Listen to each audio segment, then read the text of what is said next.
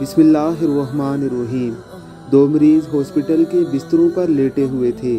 ایک شخص بیٹھنے کے قابل تھا، اس کا بستر کمرے میں موجود کھڑکی کے پاس تھا، جبکہ دوسرا شخص پورا دن اپنے بستر پر لیٹ کر گزارتا تھا۔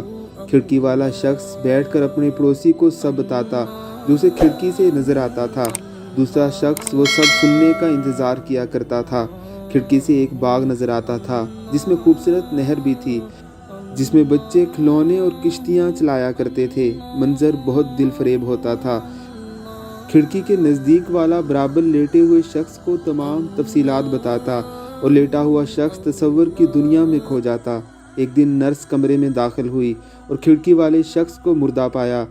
دوسرے شخص نے اپنا بستر کھڑکی کے پاس لگانے کی فرمائش کی۔ نرس نے ایسا ہی کیا اور کمرے سے چلی گئی۔ اس شخص نے کوہنیوں کے بل بامشکل اٹھنے کی کوشش کی تاکہ کھڑکی سے جھانک سکے، لیکن اسے صرف دیوار نظر آئی۔